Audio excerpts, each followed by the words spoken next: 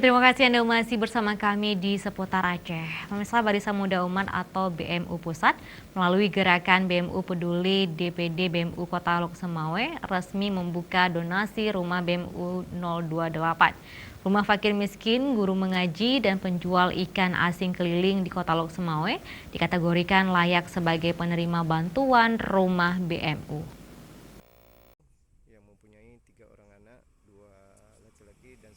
Rumah BMU 028 telah diverifikasi oleh tim BMU Pusat dan memenuhi persyaratan untuk direnovasi kemudian diserahkan kepada Umi Aisyah, yaitu seorang janda miskin warga Dusun Bahagia, Gampung Ule Jalan, Kecamatan Bandar Sakti, Kota Lok Semawe.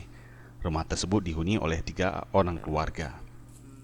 Umi Aisyah kini harus menanggung nafkah 8 orang anak, hanya dengan berprofesi sebagai penjual ikan asin keliling dan guru ngaji. Menurut keterangan Ketua DPD BMU Pusat Lok Semawe, Syaib Munazar, almarhum Tengku Hamdani tidak lain adalah suami Aisyah, meninggal dunia tanggal 5 Maret 2019 akibat tersetrum kabel listrik saat jatuh timpa yang saat melintas di Jalan Kampung Menasah, Redep Bayu, Aceh Utara sewaktu menjajakan barang dagangan keliling seputar Kota Lok Semawe dan Aceh Utara.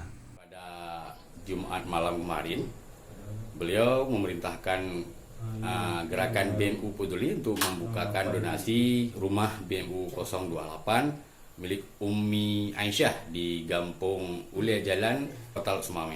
Umi Aisyah ini sehari-harinya bekerja sebagai penjual ikan asin dan rempah-rempah. Donasi melalui Rp10.000 melalui aksi peduli baru dibuka selama 3 jam. Dana yang terkumpulkan sebesar Rp5.250.000 atau mencapai Rp16 juta dari para donatur tetap BMU dan masyarakat Aceh. Dari total anggaran yang dibutuhkan untuk membangun 1 unit rumah ini sebesar Rp30.924.000. Tim Liputan Aceh TV.